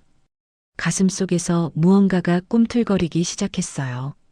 상우의 발걸음이 저절로 대문 쪽으로 향했습니다. 윤희가 미처 말릴 새도 없이 그의 손이 문고리에 닿았어요. 차갑고 거친 쇠 표면의 감촉이 손바닥에 전해졌죠. 순간 상우의 머릿속에 희미한 영상이 스쳐 지나갔습니다. 이 대문을 여는 손, 녹슨 소리를 내며 열리는 문짝, 마당에서 뛰어나오는 작은 그림자. 상우는 머리를 감싸쥐며 신음을 흘렸습니다. 지끈거리는 두통이 몰려왔죠. 대표님, 괜찮으세요? 윤희가 황급히 다가와 상우의 팔을 잡았습니다. 상우는 가쁜 숨을 몰아쉬며 고개를 들었어요. 이 집을 알고 있는 것 같은 기분이 듭니다. 상우의 목소리에는 혼란과 두려움이 뒤섞여 있었습니다. 그는 자신의 손을 내려다봤어요. 문고리를 잡았던 손이 미세하게 떨리고 있었죠. 몸이 기억하고 있는 것 같아요. 어떻게 이런 일이. 윤희는 아무 말도 할 수 없었습니다. 그저 눈물을 삼키며 상우의 반응을 지켜봤죠. 남편의 몸이 기억하고 있었어요. 15년이라는 긴 세월에도 지워지지 않은 기억이 그의 몸속 깊은 곳에 살아있었던 거예요. 들어가 보시겠어요? 윤희가 떨리는 목소리로 물었습니다. 상우는 잠시 망설이다가 고개를 끄덕였죠. 윤희가 열쇠로 대문을 열자 삐걱거리는 소리와 함께 문이 열렸습니다. 작은 마당에는 빨랫줄이 쳐져 있었고 구석에는 화분 몇 개가 놓여 있었어요. 평범한 서민들의 집이었죠. 상우는 마당을 천천히 둘러봤습니다. 여기서 제가 살았다는 겁니까? 네. 당신이 떠나기 전까지요. 윤희의 대답에 상우는 깊은 한숨을 내쉬었습니다. 믿기지 않았지만 부정할 수도 없었어요. 온몸의 세포가 이곳을 기억하고 있다고 속삭이고 있었으니까요. 시간이 흘러 점심때가 되었습니다. 윤희는 상우를 시장통 입구에 있는 작은 국밥집으로 데려갔어요. 낡은 간판에는 원조 할매 국밥이라는 글씨가 희미하게 남아 있었죠. 여기는 대표님이 제일 좋아하던 곳이에요. 주말이면 꼭 여기 와서 해장국 드셨거든요. 윤희가 설명했지만 상우는 여전히 낯선 표정이었습니다. 두 사람은 구석 자리에 마주 앉았죠. 어서 오세요. 어머, 윤희 씨 아니에요? 주방에서 나온 할머니가 윤희를 알아보고 반갑게 인사했습니다. 70대 후반으로 보이는 할머니는 상우를 보더니 순간 멈칫했어요. 이 양반, 혹시? 아니요, 할머니. 그냥 아는 분이에요. 국밥 둘 주세요. 윤희가 재빨리 말을 끊었습니다. 할머니는 의아한 표정을 지었지만 더 이상 묻지 않고 주방으로 들어갔죠. 잠시 후 김이 모락모락 나는 국밥이 나왔습니다. 뜨끈한 육수에서 고소한 냄새가 피어올랐죠. 상우는 숟가락을 들었다가 문득 손을 멈췄습니다. 뭔가가 부족한 것 같았어요. 상우의 시선이 테이블 가운데 놓인 양념통으로 향했습니다. 다대기, 소금, 후추, 다진 마늘. 그의 손이 저절로 다대기통을 집어들었어요. 윤희는 숨을 죽이고 그 모습을 지켜봤습니다. 상우는 마치 수십 번 해본 동작처럼 자연스럽게 다대기를 떠서 국물에 넣기 시작했어요. 하나, 둘, 셋. 정확히 3스푼이었습니다. 그리고는 깍두기 국물을 2숟가락 떠서 부었죠. 모든 동작이 동훈과 똑같았습니다. 상우는 국을 1숟가락 떠서 입에 넣었습니다. 뜨끈하고 얼큰한 맛이 입안에 퍼졌죠. 그 순간 이상한 감각이 몰려왔어요. 이 맛을 안다는 느낌. 수없이 먹어본 것 같은 익숙함. 식성은 기억을 잃어도 그대로네요. 윤희가 울먹이는 목소리로 말했습니다. 눈가에 눈물이 맺혀 있었죠. 상우는 그제야 자신이 무의식적으로 한 행동을 깨달았습니다. 손에 든 숟가락을 천천히 내려놓으며 윤희를 바라봤어요. 저에게 이런 습관이 있었다는 말입니까? 상우의 음성에는 경계와 의문이 뒤섞여 있었습니다. 믿고 싶지 않았지만 부정할 수도 없는 증거였어요. 그래요. 늘 그렇게 드셨어요. 다대기 3스푼에 깍두기 국물 2스푼. 제가 양이 너무 많다고 타박하면 당신은 이래야 제맛이라고 하셨죠. 윤희의 말에 상우는 다시 국그릇을 내려다봤습니다. 빨갛게 물든 국물이 그를 빤히 쳐다보는 것 같았어요. 어떻게 이럴 수가. 상우는 두 손으로 얼굴을 감쌌습니다. 머릿속이 복잡했어요. 이성으로는 받아들일 수 없는 일들이 계속 일어나고 있었거든요. 하지만 몸은 알고 있었습니다. 이 맛을, 이 향기를, 이 공간을 온몸의 세포가 기억하고 있었어요. 두 사람은 말없이 식사를 마쳤습니다. 무거운 침묵만이 테이블 위를 맴돌았죠. 국밥집을 나온 두 사람은 천천히 골목길을 걸었습니다. 윤희가 멈춰선 곳은 동네 놀이터였어요. 낡은 그네와 미끄럼틀, 녹슨 철봉이 있는 작은 놀이터였죠. 여기는 대표님이 자주 오셨던 놀이터입니다. 윤희가 벤치를 가리키며 말했습니다. 상우는 그 벤치에 천천히 앉았어요. 윤희도 그 옆에 나란히 앉았죠. 오후의 햇살이 놀이터를 비추고 있었습니다. 바람이 불자 비어 있는 그네가 삐걱거리며 흔들렸어요. 삐걱, 삐걱. 그 단조로운 소리가 상우의 귓가에 울렸습니다. 그런데 이상했어요. 그네 소리와 함께 다른 소리가 들리는 것 같았거든요. 아빠, 더 세게 밀어줘. 맑고 높은 아이의 목소리가 환청처럼 귓가에 울렸습니다. 상우는 깜짝 놀라 고개를 돌렸어요. 하지만 그네는 비어 있었죠. 갑자기 심한 이명이 몰려왔습니다. 귀에서 웅웅거리는 소리가 나더니 머리가 지끈거리기 시작했어요. 대표님, 윤희가 놀라 상우의 어깨를 잡았습니다. 상우는 두 손으로 머리를 감싸쥐었죠. 관자놀이가 터질 것처럼 아팠습니다. 희미한 영상들이 머릿속을 스쳐 지나갔어요. 그네를 타는 작은 아이, 뒤에서 밀어주는 누군가의 손, 하늘로 치솟는 아이의 웃음소리. 하지만 얼굴은 보이지 않았습니다. 아이의 얼굴도 밀어주는 사람의 얼굴도 모두 흐릿하게 번져 있었어요. 상우는 괴로운 신음을 흘렸습니다. 뭔가를 붙잡으려 하면 할수록 더 멀어지는 기억이 답답했어요. 대표님, 괜찮으세요? 물 좀 드실래요? 윤희가 가방에서 물을 꺼내며 물었습니다. 하지만 상우는 대답하지 못했어요. 그저 두 손으로 관자놀이를 누르며 거친 숨을 몰아쉬었죠. 도대체 저는 누구였던 겁니까? 상우가 낮게 내뱉었습니다. 그 목소리에는 절박함이 묻어 있었어요. 알고 싶었습니다. 자신이 누구였는지, 왜 이런 감각들이 자꾸 몰려오는지 알고 싶었죠. 하지만 동시에 두려웠어요. 15년 전에 자신을 알게 된다는 것이.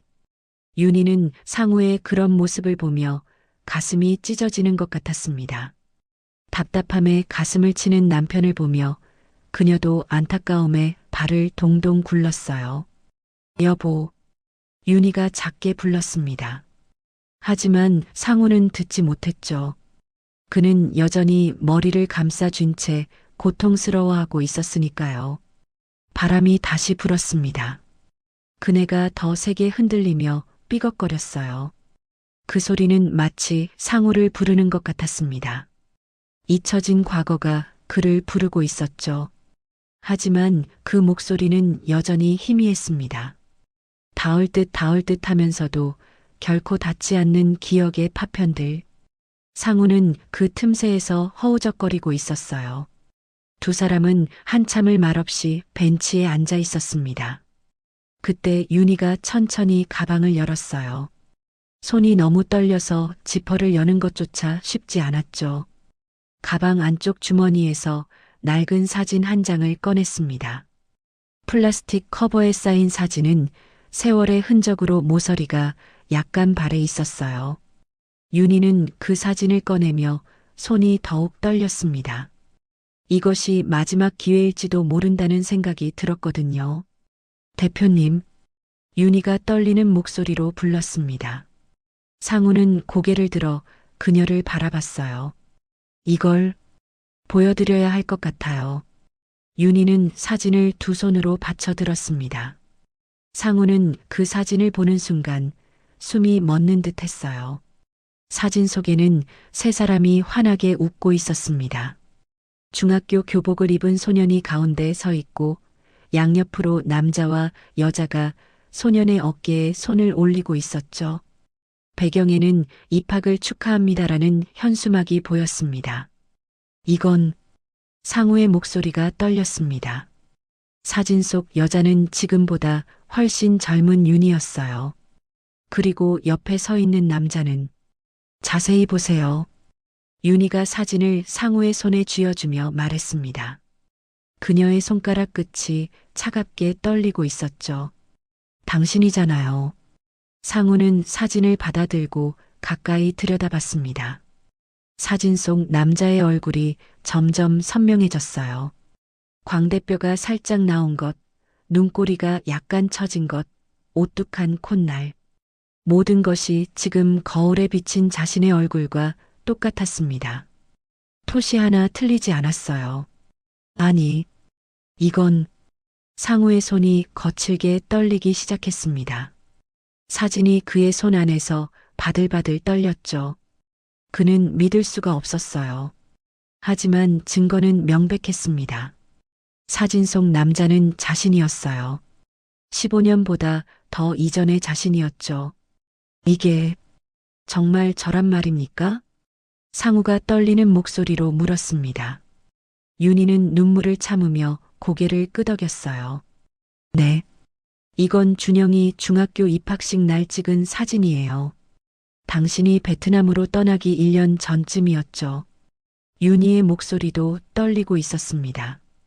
그녀는 사진 속 남편의 얼굴을 가리켰어요. 여기 보세요. 왼쪽 손목에 시계 차고 계시죠? 제가 결혼기념일에 선물한 시계예요. 그리고 이 넥타이는 그만하십시오. 상우가 윤희의 말을 끊었습니다. 그의 목소리에는 혼란과 두려움이 가득했어요. 상우는 사진과 자신의 손을 번갈아 바라봤습니다. 오른손 검지에 있는 작은 점. 사진 속 남자의 손에도 똑같은 위치에 점이 있었어요. 왼쪽 깃불이 약간 큰 것도, 입꼬리의 미세한 비대칭도 모두 일치했습니다. 부정할 수 없는 증거였죠. 저에게. 상우가 입을 열었다가 다시 닫았습니다. 목구멍이 바짝 말라 있었어요. 그는 힘겹게 다시 말을 이었습니다. 저에게 아내가, 아들이 있었단 말입니까? 그 말이 입 밖으로 나오는 순간 상우는 현실감을 잃는 것 같았습니다. 머리가 핑 도는 것 같았어요. 자신에게 가족이 있었다는 사실, 사랑하는 사람들이 있었다는 사실, 그 모든 게 15년 동안 기억 저편에 묻혀 있었다는 게 믿기지 않았습니다. 윤희는 떨리는 손으로 눈물을 닦았습니다. 그리고 상우의 눈을 똑바로 바라보며 말했어요. 맞아요. 윤희의 목소리는 작았지만 단호했습니다. 당신은 제 남편이에요. 박동훈. 그게 당신의 이름이에요. 상우의 동공이 거칠게 흔들렸습니다. 박동훈. 그 이름을 듣는 순간 가슴 깊은 곳에서 무언가가 울렸어요. 하지만 여전히 명확하지 않았습니다. 안개 속을 헤매는 것 같았죠. 저는 박동훈. 상우가 그 이름을 중얼거렸습니다. 낯설면서도 왠지 익숙한 이름이었어요. 혀끝에서 맴도는 그 음절이 이상하게 편안했습니다. 우리는 25에 만나서 이듬해 결혼했어요. 준영이가 태어났을 때 당신은 너무 기뻐서 병원 복도를 뛰어다녔죠. 윤희가 계속 말했습니다. 목이 메어 말이 잘 나오지 않았지만 멈출 수 없었어요. 당신은 건설 현장 기술자였어요. 성실하고 따뜻한 사람이었죠. 매일 저녁 퇴근하면 준영이를 안아 올리고 빙글빙글 돌렸어요. 그럼 준영이가 까르르 웃으면서 그만하십시오. 상우가 소리쳤습니다. 그의 목소리에는 절박함이 묻어 있었어요. 더 이상 들을 수가 없었습니다. 들으면 들을수록 가슴이 찢어지는 것 같았거든요. 상우는 벤치에서 일어섰습니다. 비틀거리는 걸음으로 몇 발자국 물러났어요. 사진은 여전히 그의 손에 꽉 쥐어져 있었죠. 사진 속 남자는 행복해 보입니다. 상우가 떨리는 목소리로 말했습니다. 하지만 저는 아무것도 기억하지 못합니다. 이 아이의 얼굴도 당신의 목소리도 우리가 함께했다는 시간도 아무것도. 상우의 목소리가 점점 작아졌습니다. 그는 두 손으로 얼굴을 감쌌어요. 어깨가 작게 떨렸죠. 윤희는 일어서서 상우에게 다가가려 했습니다. 하지만 상우가 손을 들어 제지했어요. 다가오지 마십시오. 상우가 간신히 말했습니다. 그의 목소리는 이제 거의 들릴 듯 말 듯 했어요. 지금은 아무것도 정리가 되지 않습니다. 상우는 천천히 뒤로 물러섰습니다. 한 걸음, 두 걸음. 윤희와의 거리가 점점 멀어졌어요. 15년을 다른 사람으로 살아왔습니다. 이상으로 살아왔어요. 그런데 지금 당신은 제가 박동훈이라고 하십니다. 아내와 아들이 있었다고 하십니다. 상우의 목소리가 갈라졌습니다. 어느 것이 진짜입니까? 이상우가 진짜입니까? 박동훈이 진짜입니까? 저는 도대체 누구란 말입니까? 그 외침에는 깊은 고통이 담겨 있었습니다. 정체성의 혼란, 자신이 누구인지 알 수 없다는 공포, 그 모든 게 상우를 짓누르고 있었어요. 윤희는 더 이상 참을 수 없었습니다. 눈물이 주르륵 흘러내렸어요. 당신은 박동훈이에요. 제 남편이고 준영이의 아버지예요. 15년 전 사고로 기억을 잃었을 뿐이에요. 하지만 당신은 여전히 박동훈이에요. 윤희의 목소리는 떨렸지만 확고했습니다. 당신의 몸이 기억하고 있잖아요. 이 집을, 이 동네를, 국밥 먹는 습관을, 모든 걸 기억하고 있잖아요. 하지만 상우는 고개를 저었습니다. 몸이 기억한다고 해서 제가 그 사람이 되는 건 아닙니다. 상우는 가슴을 쳤습니다. 여기에 아무것도 없어요. 당신이 말하는 그 추억도 사랑도 아무것도 느껴지지 않습니다. 그저 텅 비어 있을 뿐이에요. 그 말에 윤희의 가슴이 무너졌습니다. 남편이 자신 앞에 서 있는데 그는 자신을 기억하지 못했어요. 함께했던 모든 순간이, 나눴던 모든 사랑이 그에게는 존재하지 않았죠. 잠시만. 상우가 낮은 목소리로 말했습니다. 시간을 주십시오. 제 머릿속이 너무 복잡합니다. 정리가 필요합니다. 상우는 사진을 꽉 쥔 채 몸을 돌렸습니다. 놀이터 출구 쪽으로 걸음을 옮기기 시작했어요. 걸음걸이가 불안정했습니다. 마치 중심을 잃은 사람처럼요. 대표님, 윤희가 그를 불렀습니다. 손을 뻗었지만 상우는 너무 멀리 있었어요. 제발, 가지 마세요. 제가 도와드릴게요. 기억을 되찾을 수 있도록. 하지만 상우는 멈추지 않았습니다. 그는 계속 걸었어요. 비틀거리면서도 앞으로만 나아갔죠. 윤희는 그 뒷모습을 바라보며 한 걸음도 옮기지 못했습니다. 다리에 힘이 풀려 주저앉을 것 같았어요. 가슴이 너무 아팠습니다. 숨을 쉬는 것조차 힘들었죠. 상우의 모습이 점점 작아졌습니다. 놀이터 출구를 지나 골목길로 사라져가고 있었어요. 그는 사진을 꽉 쥔 채 방향도 제대로 잡지 못한 듯 휘청거리며 걸었습니다. 여보, 윤희가 작게 불렀습니다. 하지만 상우는 듣지 못했어요. 아니, 들었어도 돌아보지 않았을 거예요. 윤희의 다리가 휘청거렸습니다. 그녀는 결국 그 자리에 주저앉고 말았어요. 벤치도 잡지 못하고 그냥 놀이터 바닥에 털썩 주저앉았죠. 여보, 동훈 씨. 윤희가 두 손으로 얼굴을 감싸고 울기 시작했습니다. 목 놓아 우는 소리가 텅 빈 놀이터에 울려 퍼졌어요. 15년 만에 다시 만난 남편. 하지만 그는 자신을 기억하지 못했습니다. 함께했던 모든 시간이 그에게는 존재하지 않았어요. 윤희는 바닥에 주저앉아 한없이 울었습니다.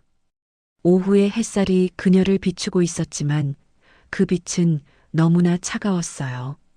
저 멀리서 상우의 뒷모습이 완전히 사라졌습니다. 골목길 모퉁이를 돌아보이지 않게 되었죠. 하지만 그의 손에는 여전히 사진이 쥐어져 있었어요. 세 사람이 환하게 웃고 있는 그 사진이요. 바람이 불었습니다. 그네가 다시 삐걱거리며 흔들렸어요. 하지만 이제 놀이터에는 윤희만 남아 있었습니다. 홀로 주저앉아 우는 여인만이요. 그날 밤 상우는 호텔방으로 돌아왔습니다. 정확히는 이상우라는 이름으로 예약된 호텔이었죠. 하지만 그는 자신이 누구인지 더 이상 확신할 수 없었어요.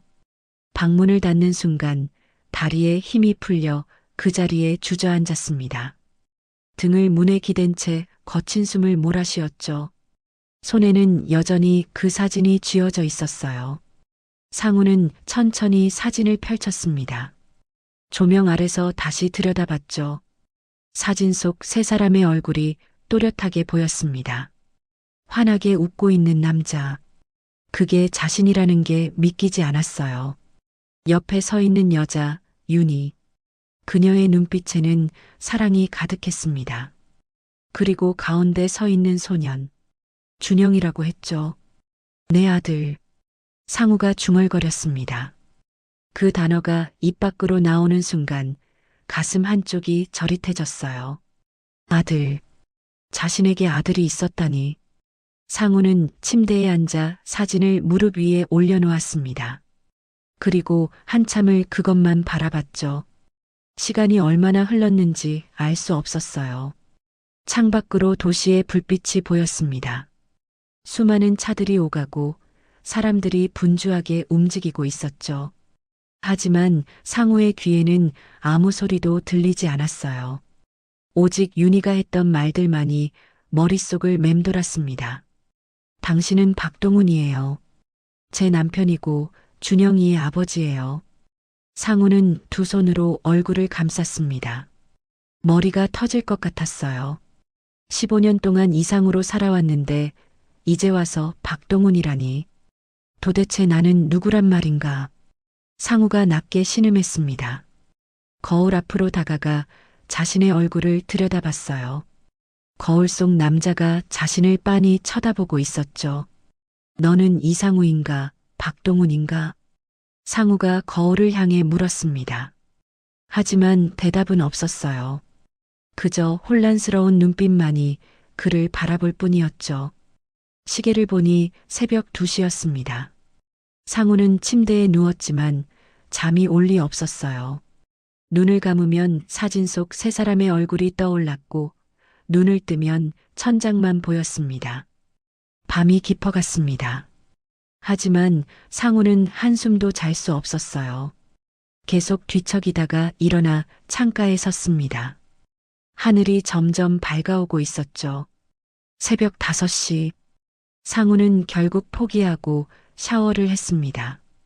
뜨거운 물이 온몸을 적셨지만 머릿속은 여전히 복잡했어요. 옷을 갈아입고 짐을 챙겼습니다. 오늘 오후 비행기로 베트남으로 돌아가야 했거든요. 하지만 발걸음이 떨어지지 않았습니다. 이대로 가도 되는 건가? 상우가 중얼거렸습니다. 사진을 가방에 넣으려다가 멈췄어요. 그리고 다시 꺼내 주머니에 넣었죠. 왜인지 손에서 놓을 수가 없었습니다. 호텔을 나와 공항으로 향하는 차에 탔습니다. 비서가 운전석에 앉아 있었지만 상우는 아무 말도 하지 않았어요. 그저 창밖만 바라봤죠. 차가 도심을 벗어나 공항 고속도로로 접어들었습니다. 주머니 속 사진이 자꾸 신경 쓰였어요. 상우는 사진을 꺼내 또다시 들여다봤습니다. 대표님, 괜찮으십니까? 비서가 백미러로 상우를 보며 물었습니다. 상우는 고개를 끄덕였지만 표정은 창백했어요. 그냥 조금 피곤할 뿐이네. 차는 인천공항에 도착했습니다. 상우는 무거운 발걸음으로 출국장으로 향했어요. 수많은 사람들이 분주하게 오가고 있었죠. 체크인을 마치고 출국 심사를 통과했습니다. 이제 탑승 게이트로 가기만 하면 됐어요. 하지만 상우의 발걸음은 점점 느려졌습니다.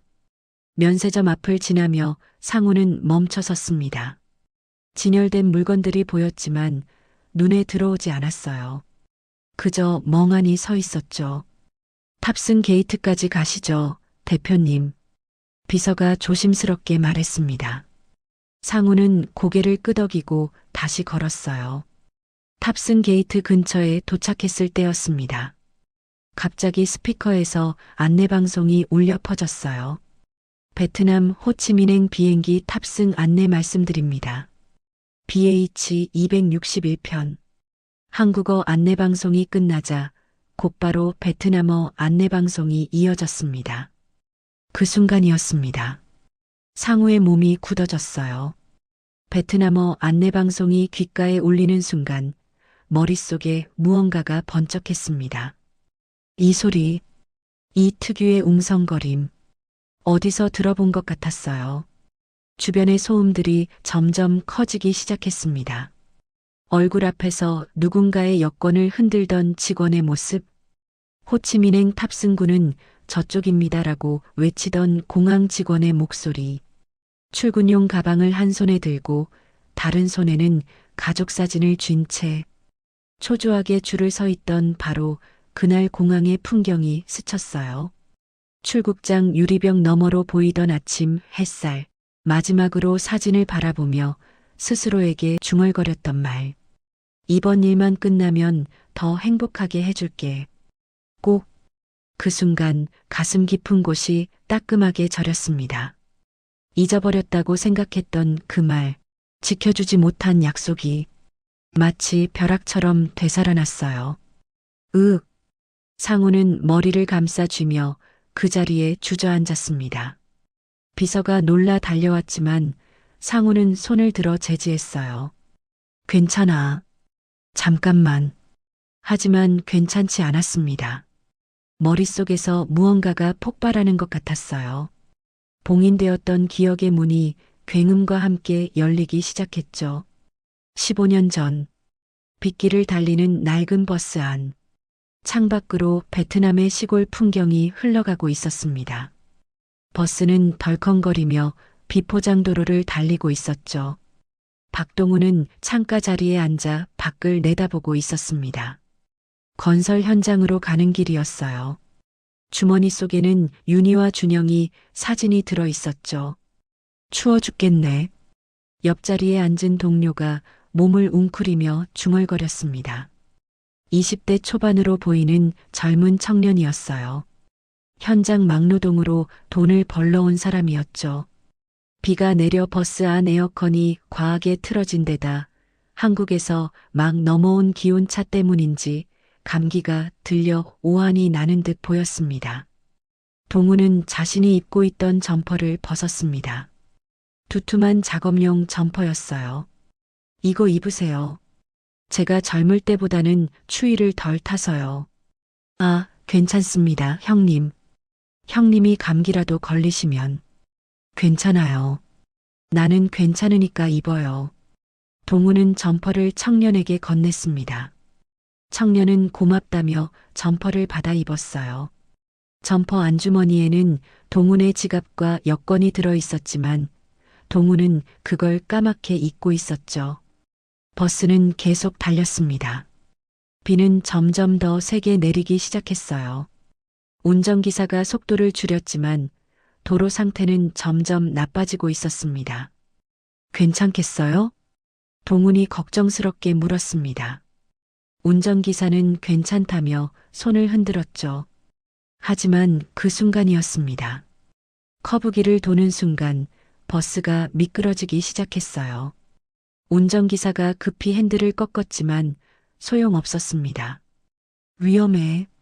누군가의 외침과 함께 버스가 전복되기 시작했습니다. 굉음이 울려 퍼졌어요. 사람들의 비명소리, 유리창 깨지는 소리, 모든 게 한순간에 일어났죠. 동우는 창문 밖으로 튕겨나갔습니다. 몸이 공중으로 날아가더니 빗물로 불어난 도랑물 속으로 떨어졌어요.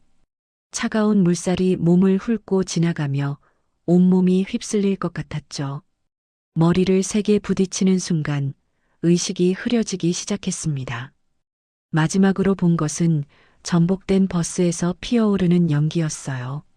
그리고 자신이 입혀준 점퍼를 입은 청년의 모습이었죠.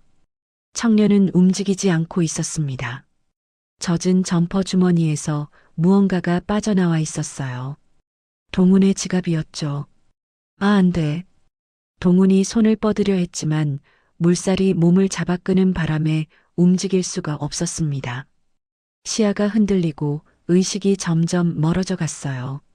그리고 모든 게 암흑 속으로 빠져들었습니다. 그래, 그때 공항 바닥에 주저앉은 상우가 중얼거렸습니다. 모든 기억이 돌아왔어요. 퍼즐 조각들이 맞춰지기 시작했죠. 점퍼를 입은 청년이 즉사했고 주머니 속 여권 때문에 그가 박동훈으로 오인되어 사망 처리됐던 겁니다. 그리고 정작 박동훈은 물살에 떠밀려 사고 지점에서 멀리 떨어진 곳에서 발견되어 기억을 잃은 채 살아남았죠. 내가 박동훈이었어. 상우의 눈에서 눈물이 흘러내렸습니다. 모든 게 선명하게 떠올랐어요. 윤희의 얼굴, 준영이의 웃음소리, 함께했던 모든 순간들. 윤희, 준영아. 상우는 주머니에서 사진을 꺼냈습니다. 떨리는 손으로 사진을 바라봤어요. 이제는 알 수 있었습니다. 사진 속 사람들이 누구인지를. 그들은 자신의 가족이었어요. 사랑하는 아내이자 소중한 아들이었죠. 대표님, 괜찮으십니까? 비서가 다급하게 물었습니다. 하지만 상우는 대답하지 않았어요. 그는 벌떡 일어나 뛰기 시작했습니다. 대표님, 어디 가십니까? 비행기가. 미안하네. 나는 집에 가야 하네. 상우가 뒤돌아보며 외쳤습니다. 상우는 출국장을 빠져나가기 시작했습니다. 사람들이 놀라 그를 쳐다봤지만 신경 쓰지 않았어요. 오직 한 곳만 향했죠. 입국장 쪽으로 뛰었습니다. 출국 심사를 취소하고 다시 입국장으로 나왔어요. 가슴이 터질 것 같았습니다. 윤희야, 기다려. 내가 갈게. 내가 돌아갈게. 상우는, 아니, 이제는 동훈이라고 불러야 할 그는 공항 밖으로 뛰쳐나갔습니다. 택시 승강장으로 달려가 택시를 잡았어요. 성북동으로 가주세요. 최대한 빨리요. 택시가 출발했습니다. 동훈은 뒷좌석에 앉아 사진을 꼭 쥐었어요. 눈물이 멈추지 않았습니다. 15년. 너무 오래 걸렸습니다. 하지만 이제는 알았어요. 자신이 누구인지, 어디로 가야 하는지. 기다려, 윤희야. 조금만 기다려. 택시는 성북동을 향해 달렸습니다. 동훈의 가슴은 미친 듯이 뛰고 있었어요. 15년 만에 집으로 돌아가는 길이었죠. 손님, 급하신 일 있으세요? 택시 기사가 백미러로 동훈을 보며 물었습니다. 동훈의 얼굴이 창백하고 눈물로 범벅이 되어 있었거든요. 네. 15년 만에 집에 가는 길입니다. 동훈의 목소리가 떨렸습니다. 15년. 그 긴 세월이 이제야 끝나고 있었어요. 15년이요? 그럼 가족분들이 얼마나 기다리셨겠습니까? 기사의 말에 동훈은 고개를 끄덕였습니다. 손에 쥔 사진을 내려다봤어요. 사진 속 윤희와 준영이가 환하게 웃고 있었죠. 윤희야, 얼마나 힘들었을까? 혼자서 준영이를 키우느라 얼마나 고생했을까? 동훈의 가슴이 저렸습니다. 자신이 없는 동안 윤희가 감당해야 했을 고통이 느껴졌어요. 아들의 성장을 지켜보지 못한 것도, 아내의 곁을 지키지 못한 것도 모두 자신의 잘못처럼 느껴졌죠. 택시는 한강대교를 건넜습니다. 강물이 햇살을 받아 반짝이고 있었어요. 서울의 풍경이 창밖으로 스쳐 지나갔죠. 그 옷을 벗어주지 말았어야 했는데. 동훈이 중얼거렸습니다. 점퍼를 벗어준 그 순간이 모든 비극의 시작이었어요. 선희가 이런 결과를 가져올 줄은 꿈에도 몰랐죠. 하지만 다시 돌아왔으니까. 이제 다시 시작할 수 있으니까. 동훈은 주먹을 꽉 쥐었습니다. 잃어버린 15년은 되돌릴 수 없었어요. 하지만 남은 시간은 달랐죠. 이제부터라도 제대로 된 남편이, 아버지가 될 수 있었습니다. 택시가 성북동으로 접어들었습니다. 익숙한 거리들이 보이기 시작했어요. 동훈의 심장이 더욱 빠르게 뛰었죠. 저기, 저 골목 입구에 세워주세요. 동훈이 급하게 말했습니다. 택시가 멈추자마자 문을 열고 뛰어내렸어요. 요금도 제대로 계산하지 못하고 지갑 속 현금을 모두 택시기사에게 건넸죠. 손님, 거스름돈. 기사가 뒤에서 불렀지만 동훈은 이미 언덕길을 뛰어 올라가고 있었습니다. 가쁜 숨을 몰아쉬며 언덕을 올랐어요. 다리가 후들거렸지만 멈출 수 없었습니다. 15년 만에 집으로 돌아가는 길이었으니까요. 움푹 패인 보도블록, 왼쪽 세 번째 집 앞 감나무, 모든 게 그대로였습니다. 아무것도 변하지 않았어요. 오직 자신만 변했을 뿐이었죠. 골목 끝이 보였습니다. 녹슨 파란 대문이 눈에 들어왔어요. 동우는 더욱 빠르게 달렸습니다. 윤희야, 기다려. 내가 왔어. 대문 앞에 도착했습니다. 동우는 거친 숨을 몰아쉬며 대문을 바라봤어요. 손이 떨렸습니다. 15년 만에 여는 우리 집 대문이었죠. 대문 너머로 희미한 인기척이 느껴졌습니다. 누군가 마당에 있는 것 같았어요. 동우는 떨리는 손으로 문고리를 잡았습니다. 그리고 힘껏 대문을 밀어 열었죠. 삐걱. 녹슨 경첩이 낡은 소리를 냈습니다. 대문이 활짝 열렸어요. 마당이 보였습니다. 그리고 평상에 앉아 있는 윤희가 보였죠. 윤희는 힘없이 평상에 앉아 하늘을 올려다보고 있었습니다. 눈가가 빨갛게 부어 있었어요. 얼마나 울었는지 알 수 있었죠. 동훈이 대문을 여는 소리에 윤희가 깜짝 놀라 고개를 돌렸습니다. 그리고 그곳에 서 있는 남자를 보았어요. 땀과 눈물로 범벅이 된 얼굴, 거친 숨을 몰아쉬고 있는 모습. 하지만 그 눈빛은 살아 있었습니다. 생기가 돌아온 눈빛이었어요. 당신, 윤희가 떨리는 목소리로 중얼거렸습니다. 믿을 수가 없었어요. 어제 자신을 떠났던 그가 다시 돌아왔다니. 동우는 마당으로 들어섰습니다. 한 걸음 한 걸음이 너무나 무겁고도 절박했습니다. 윤희는 천천히 일어섰습니다. 다리가 떨렸지만 어떻게든 서 있었어요. 동훈과의 거리가 점점 좁혀졌죠. 윤희야. 동훈이 그녀의 이름을 불렀습니다. 그 목소리는 15년 전과 똑같았어요. 따뜻하고 다정한 목소리였죠. 당신, 기억이. 윤희가 떨리는 목소리로 물었습니다. 동우는 고개를 끄덕였어요. 눈물이 주르륵 흘러내렸죠. 다 기억났어. 우리가 처음 만났던 날도, 결혼식 날도, 준영이가 태어났던 날도, 모두 다. 동훈의 목소리가 갈라졌습니다. 그리고 내가 얼마나 당신을 사랑했는지도. 그 말과 함께 동훈은 평상 위로 올라갔습니다. 그리고 윤희 앞에 무릎을 꿇었어요. 미안해, 윤희야. 동훈이 고개를 숙이며 말했습니다. 눈물이 평상 위로 똑똑 떨어졌어요. 점퍼를 벗어주지 말았어야 했는데. 그랬다면 이런 일이, 당신과 준영이가 이렇게 고생하는 일이 없었을 텐데. 동훈의 어깨가 떨렸습니다. 15년의 세월이 쏟아져 내렸어요. 혼자 준영이를 키우느라 얼마나 힘들었을까. 밤마다 얼마나 울었을까. 나는 아무것도 몰랐어. 기억조차 못했어. 윤희는 더 이상 참을 수 없었습니다. 무릎을 꿇은 동훈의 얼굴을 두 손으로 감싸쥐었어요. 고개 들어 나 좀 봐.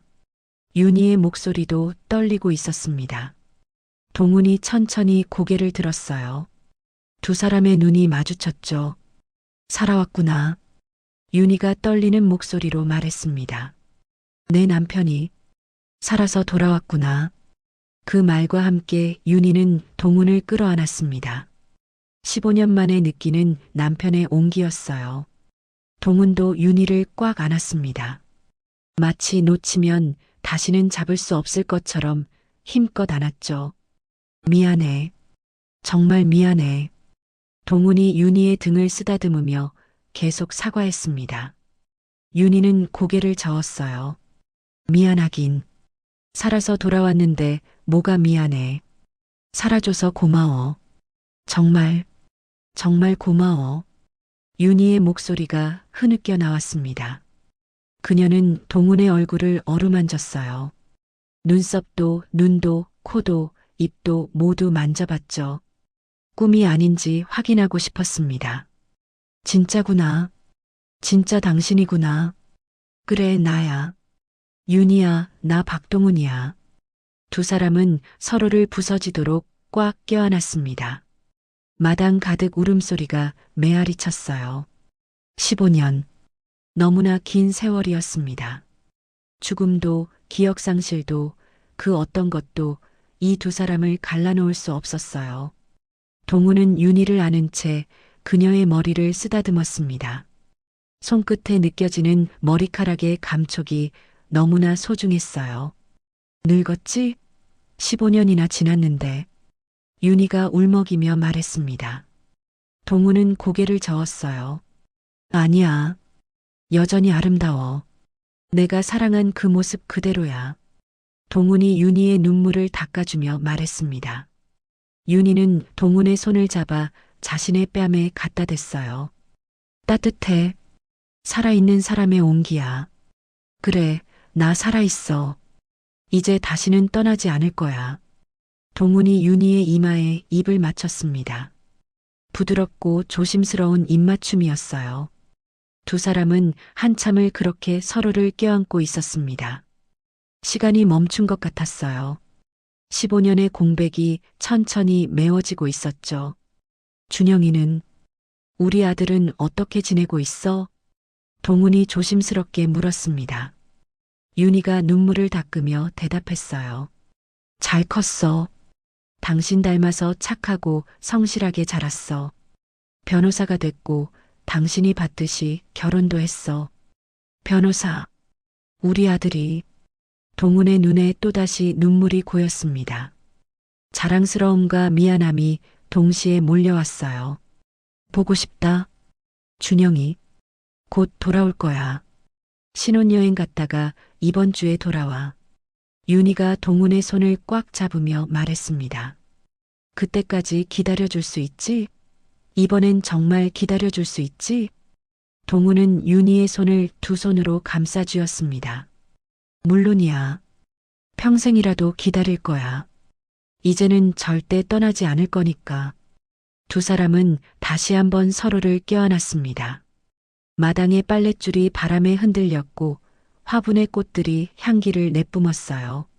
모든 게 평화로웠습니다. 15년 만에 찾아온 진정한 평화였죠. 집에 왔구나. 드디어 집에 왔어. 동훈이 작게 중얼거렸습니다. 윤희가 고개를 들어 그를 바라봤어요. 응, 당신 집에 왔어. 우리 집에. 두 사람은 서로를 바라보며 미소 지었습니다. 눈물이 가득했지만 그 미소는 행복으로 가득했어요. 기적 같은 귀환이었습니다.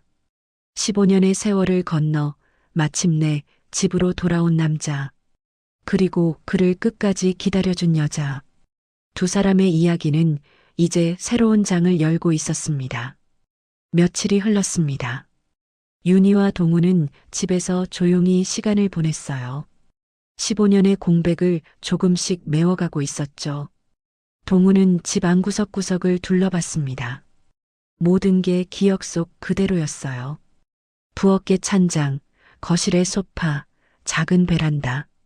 손때 묻은 가구들이 세월의 흔적을 간직하고 있었죠. 준영이 방은 그대로 두었어. 윤희가 작은 방문을 열며 말했습니다. 동훈이 안을 들여다봤어요. 책상 위에는 대학 졸업사진이 놓여 있었고 벽에는 오래된 포스터들이 붙어 있었죠. 여기서 공부했겠구나. 동훈이 책상을 쓰다듬으며 말했습니다. 가슴이 뭉클했어요. 아들이 혼자 공부하며 성장한 모습이 눈에 선했죠. 밤늦게까지 불 켜고 공부했어. 엄마 걱정 끼치지 않으려고 얼마나 열심히 했는지. 윤희의 목소리가 떨렸습니다. 동훈은 그녀의 손을 잡았어요. 고생 많았어. 혼자서. 이제 혼자가 아니잖아. 윤희가 동훈을 바라보며 미소 지었습니다. 동훈도 미소로 답했죠. 그날 저녁 윤희의 휴대폰이 울렸습니다. 어머니, 저 준영이에요. 내일 오후에 들어갈게요. 아들의 목소리에 윤희는 순간 숨이 막혔습니다. 내일이면 준영이가 아버지를 만나게 되는 거예요. 그래, 알았어. 조심히 와. 전화를 끊고 윤희는 동훈을 바라봤습니다. 동훈도 들었는지 긴장한 표정이었어요. 내일 준영이를 만나는 거지? 응. 준비됐어? 윤희가 조심스럽게 물었습니다. 동훈은 깊은 숨을 들이쉬었어요. 모르겠어. 어떻게 해야 할지. 괜찮아. 준영이도 아빠를 그리워했을 거야. 윤희가 동훈의 손을 꽉 잡았습니다. 다음 날 오후, 윤희는 아침부터 집안을 정리하고 음식을 준비했어요. 동훈은 거실에 앉아 창밖을 바라보고 있었죠. 손에 땀이 났습니다. 너무 긴장하지 마. 윤희가 동훈의 어깨를 다독였습니다. 하지만 동훈의 긴장은 쉽게 풀리지 않았어요. 오후 3시쯤 대문 밖에서 차 소리가 들렸습니다. 윤희와 동훈은 동시에 고개를 들었어요. 왔나 봐. 윤희가 떨리는 목소리로 말했습니다. 동훈은 자리에서 일어섰죠. 현관문이 열리는 소리가 들렸습니다. 어머니, 다녀왔습니다. 준영의 밝은 목소리가 들려왔어요. 며느리 지수도 함께 인사했죠. 어서 와라. 윤희가 현관으로 나가 두 사람을 맞이했습니다. 준영은 잘 쉬고 온 듯 얼굴이 환했어요. 신혼여행 잘 다녀왔어? 네, 정말 좋았어요. 어머니는? 준영이 거실을 보다가 멈칫했습니다. 낯선 중년 남자가 서 있었거든요. 아니, 낯설지 않았습니다. 준영의 얼굴이 하얗게 질렸어요. 손에 들고 있던 가방이 바닥에 떨어졌죠. 아버지, 떨리는 목소리로 중얼거렸습니다. 믿을 수 없었어요. 15년 전 장례식장에서 영정사진으로 봤던 그 얼굴. 나이가 들었지만 분명히 아버지였습니다. 어머니, 이게 무슨... 준영이 윤희를 돌아보며 물었습니다. 윤희는 눈물을 글썽이며 고개를 끄덕였어요. 준영아, 아버지가 살아계셨어. 기억을 잃으셨었대. 15년 동안. 동훈은 천천히 준영에게 다가갔습니다. 준영아. 동훈이 떨리는 목소리로 아들의 이름을 불렀습니다. 아빠가 돌아왔다. 그 목소리를 듣는 순간 준영의 눈에서 눈물이 쏟아졌습니다. 아버지, 정말 아버지시죠? 준영의 목소리가 갈라졌습니다. 동훈은 주머니에서 그 사진을 꺼냈어요. 중학교 입학식 날 찍은 가족 사진이었죠. 이거 기억나니? 사진을 본 순간 준영은 더 이상 참을 수 없었습니다. 아버지, 준영이 외치며 아버지를 끌어안았습니다. 15년 동안 억눌러왔던 그리움이 폭발했어요. 보고 싶었어요. 정말 보고 싶었어요. 매일 꿈에서만 봤어요. 준영이 어린아이처럼 아버지 품에서 엉엉 울었습니다. 동훈도 아들을 꽉 안으며 눈물을 흘렸습니다. 미안하다, 준영아. 아빠가 너무 늦었지? 아니에요. 돌아와줘서 고마워요. 살아줘서 고마워요. 준영의 목소리가 떨렸습니다. 동훈은 아들의 등을 토닥이며 말했어요. 많이 컸구나. 이렇게 훌륭하게. 아빠가 못 봐줘서 미안해. 어머니가 다 키웠어요. 어머니 혼자. 저는 아무것도. 준영이 울먹이며 말했습니다. 그리고 한 팔로 윤희를 끌어당겼어요. 윤희도 두 사람의 품으로 들어갔습니다. 세 사람은 서로를 꽉 껴안고 한참을 울었죠. 며느리 지수도 눈물을 닦으며 그 모습을 지켜봤습니다. 감동적인 장면이었어요. 아버지, 다시 안 떠나시죠? 준영이 동훈을 떨어져 바라보며 물었습니다.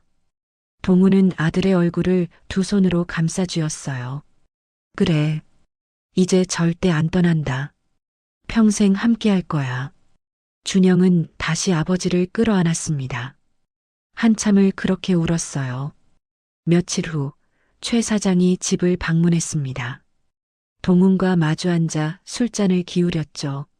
자네가 내 사돈이었다니. 최 사장이 감탄하며 말했습니다. 세상에 이런 인연이 어디 있나? 내 목숨을 구해준 사람이 내 사돈이라니. 동훈도 술잔을 들며 웃었습니다. 저야말로 감사드립니다. 사장님 덕분에 다시 살 수 있었으니까요. 살아줘서 고맙네. 정말로. 최 사장이 진심 어린 목소리로 말했습니다. 자네 신분 회복 문제는 내가 도와주겠네. 법률팀 총동원해서 빨리 처리하도록 하지. 감사합니다, 사장님. 사장님은 무슨, 이제 가족이자는가. 두 사람은 술잔을 부딪혔습니다. 사업 파트너를 넘어 진정한 가족이 된 순간이었어요. 1년이 흘렀습니다. 법적 절차를 거쳐 동훈은 다시 박동훈이라는 이름을 되찾았어요. 사망 처리됐던 신분도 회복했죠. 어느 봄날 가족들은 사진관을 찾았습니다. 새로운 가족 사진을 찍기 위해서였어요. 자, 다들 준비되셨죠? 사진사가 카메라를 조정하며 물었습니다. 동훈과 윤희, 준영과 지수, 네 사람이 카메라 앞에 섰어요. 동훈은 윤희의 손을 꽉 잡았습니다. 놓지 않을 거라는 듯이요. 윤희도 동훈의 손을 꼭 잡았죠. 준영은 아버지의 어깨에 손을 올렸습니다. 지수는 시어머니 옆에 서서 환하게 웃었어요. 자, 웃으세요. 하나, 둘, 셋. 플래시가 터졌습니다. 네 사람의 환한 웃음이 사진 속에 담겼어요. 행복한 가족의 모습이었죠. 사진관을 나서며 윤희가 동훈의 팔짱을 꼈습니다. 행복해. 윤희가 작게 말했습니다. 동훈이 그녀를 바라보며 미소 지었어요. 나도 정말 행복해. 따뜻한 봄 햇살이 네 사람을 비추고 있었습니다. 새로 돋아난 나뭇잎들이 바람에 흔들렸고 꽃향기가 거리에 가득했어요. 동훈은 걸으며 하늘을 올려다봤습니다. 구름 한 점 없는 맑은 하늘이었어요. 감사합니다. 다시 돌아올 수 있게 해주셔서 마음속으로 기도했습니다. 그리고 다시 가족들을 바라봤죠. 준영이 아내 지수와 손을 잡고 걷고 있었어요. 윤희는 동훈의 팔에 기대어 행복한 미소를 짓고 있었죠. 모든 게 완벽했습니다. 아버지, 저기 식당 가요. 배고파요. 준영이 앞서가며 말했습니다. 동훈이 웃으며 대답했어요. 그래, 가자. 오늘은 아빠가 쏜다. 네 사람은 웃으며 식당으로 향했습니다. 15년의 긴 이별을 끝내고 가족은 다시 하나가 되었습니다. 죽음도 기억 상실도 갈라놓을 수 없었던 사랑이 마침내 승리한 거예요. 오늘의 이야기가 당신의 마음에 작은 울림을 드렸다면 앞으로도 당신의 나날에 잔잔한 위로가 될 이야기들로 찾아뵐 수 있도록 구독과 좋아요를 눌러주세요. 그리고 사연의 주인공을 위한 따뜻한 말씀도 댓글로 부탁드립니다. 당신의 오늘을 늘 응원합니다. 인생 나날이었습니다.